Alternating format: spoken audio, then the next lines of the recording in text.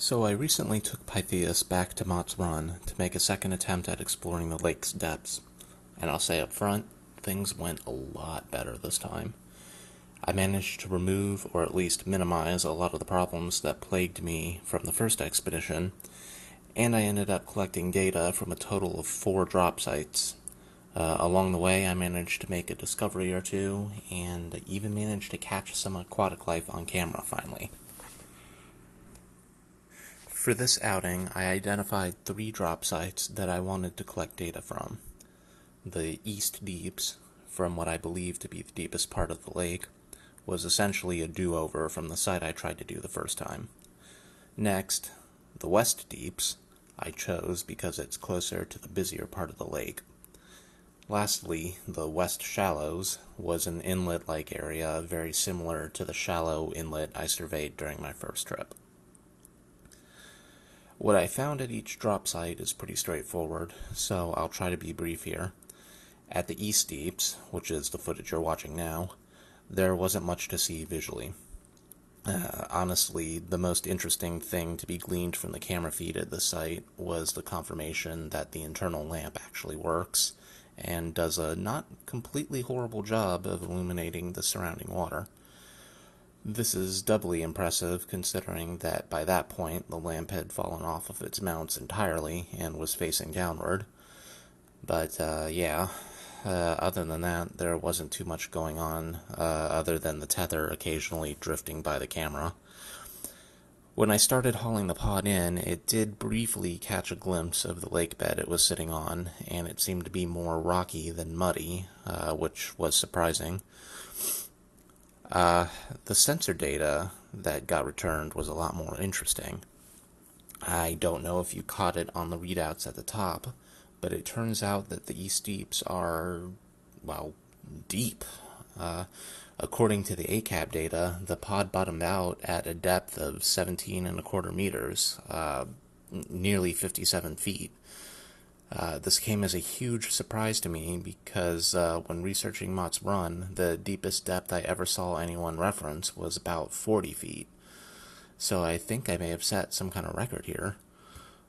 The water temperature at the site was a steady 5.8 degrees, about half a degree warmer than when I visited the site the first time, but I'm using a lower quality temperature sensor with a fairly sloppy accuracy, so in all honesty, half a degree's difference might as well be the same temperature. Moving on to the West Deeps, once again there wasn't too much going on here visually. Some debris got kicked up when the pod bottomed out, suggesting that this part of the lake bed is muddy. The depth recorded at this site was only about 5.3 meters, or 17.5 feet. I was a little surprised. I was expecting something closer to 30 feet based on my research, but I guess that just isn't the case in this particular area. The water here was warmer, which makes sense given the much shallower depth. The average temperature on the bottom was about 11.7 degrees. I actually had an aquarium thermometer with me on the boat, so I was able to take occasional readings of the surface water temperature too, and it hovered between about 26.6 and 26.8 degrees throughout the entire run. Over at the West Shallows, it was pretty much more of the same. It was a muddy bottom, nothing really visually interesting in range of the camera, but the camera actually glitched out shortly after I began, so I don't have a lot of footage from this site. The depth was about 4.2 meters, 13.7 feet, and the temperature was a pretty steady 15.8 degrees. So, at the beginning of the video, you may have noticed I said I visited 4 drop sites, not 3. That's because while I was traveling from the East Deeps to the West Deeps, I noticed what appeared to be an aluminum sign sticking up out of the water. As I got closer, I was able to see what was written on it. Mott's Run, Infamous Underwater Island. I have no clue how this escaped my initial research, but I had to check it out. I dropped anchor and threw Pytheas into the water as fast as I could. There was a ton to see here, so I kept picking the pod up and moving it around to different locations.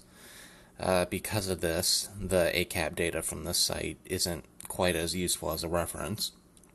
Nevertheless, the depths seem to range anywhere from 1.5 to 2.5 meters, and temperatures seem to be pretty warm, 25.5 degrees, give or take.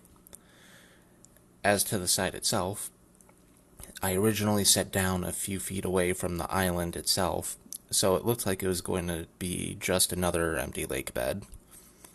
I did end up having the anchor and frame though, so at least there was something to look at besides the muddy debris floating around. I kept moving the pod around and seeing more or less the same thing, so that's when I decided to haul the pod in and move it right next to that sign, which I just sort of assumed was set up in the middle of the island. This turned out to be a very wise decision, but before we skip forward to that, I want to go back and revisit a few of the major problems I had during the first expedition and talk about how I've been mitigating them. The first time I came out here, I ran into several issues that resulted in a lot of missed opportunities. One of the biggest problems was that the anchor line provided on my rental boat was way too short, and I wasn't able to set down in the deeper parts of the lake. During my first attempt at deep water, which I decided to go for anyway, even though I couldn't anchor, I only had the pod on the bottom for maybe 10 or 15 minutes before the boat started drifting too far away and the tether became unmanageable. During that time, I was too busy fighting tangled up lines and trying to control the boat to worry about operating the pod. I didn't even have time to turn on the onboard lamp. I fixed this by making two changes.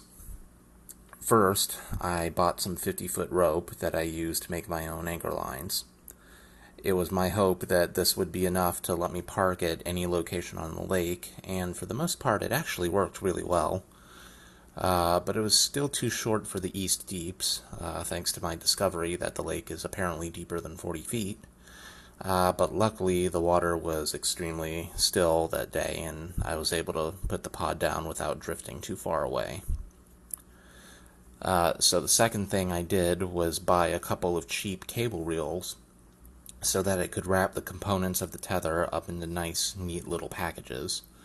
And while it didn't quite solve all my problems, it did keep the boat generally tidier and made the tether a lot easier to manage. Another major issue I ran into before was that my combination pressure-temperature sensor started drifting badly right in the middle of the expedition, which pretty much invalidated all of the data I got for the majority of that trip. I looked over the source code I had written, including the driver for the sensor that I had gotten from the manufacturer, but I couldn't find any obvious software problem. However, after the sensor had time to dry out, it seemed to start working again on its own, and I'm happy to say that it worked the entire time I was out there for Expedition 2. So I'm just going to keep an eye on that, and if it keeps screwing up, I guess I'll buy a replacement sensor. But for now, I'm happy. One problem that I didn't quite get resolved was the clock. The times being reported in the logs and on the images here still aren't correct. I'm close, though, and I know what the problem is. See, I didn't realize this before, but Raspberry Pis aren't equipped with a real-time clock like most computers are. Once you remove power from them, they just straight stop keeping track of the time. So once they're booted back up, they attempt to reach out to an NTP server and set the correct time. And that's why I never noticed this problem during testing. When the pod was sitting on my bench at home, it had a Wi-Fi connection to the internet, and so the clock was always able to resync itself. But once I took it out on the lake, where there was no internet, there we were. So the solution to this is pretty simple. The Pi might not have a real-time clock, but the Surface controller does. So I went ahead and set up an NTP service on the Surface controller, and then I configured the Pi to sync to it. And once again, this worked on the bench during a hasty testing session, so I assumed everything was good. But once again, once I got out on the lake, things started going wrong. I had forgotten that I had previously tried and failed to fix the clock issue inside the PCS startup script. So even though the Pi was syncing the clock on boot up just like it was supposed to do, the moment I started up that PCS session, it went and got all borked up again. So thankfully it should be an easy fix. All I need to do is revert that startup script. But I consider this a great personal lesson to myself that I should always thoroughly test things before I go out and try to deploy them. So alright, back to the Sunken Island. Like I said, eventually I hauled the pod in and redeployed it right next to the sign, and what I found was pretty awesome. It looks like the island is really more a bunch of wood planks and other large debris that were piled together in a shallow region of the lake. Not only was that visually interesting in its own right, but it looks like a family of fish has made this debris pile their home. Almost immediately after placing the pod in the water, I came across these little guys here. Because of the uneven nature of the site, I had a lot of difficulty at first with the pod teetering on the edge of the debris. It was hard to get it to hold still and point in the direction I wanted it to go. But after jostling it around a bit, I ended up sinking down further, I believe to the bottom of the debris pile, where it finally settled down, and that's when I met this guy. He seemed really curious about the pod, because he kept circling back into frame and seemed to be directly checking it out a few times. I'm not 100% certain, but I think he might be a green sunfish. So there you have it. I'm going to go ahead and let the rest of this clip play out, but MOTTS Run Expedition 2 is officially on the books. At this point, I feel like I've explored this particular lake thoroughly enough. Any future Pytheas episodes will likely feature other bodies of water. But thanks to everyone for watching. Till next time.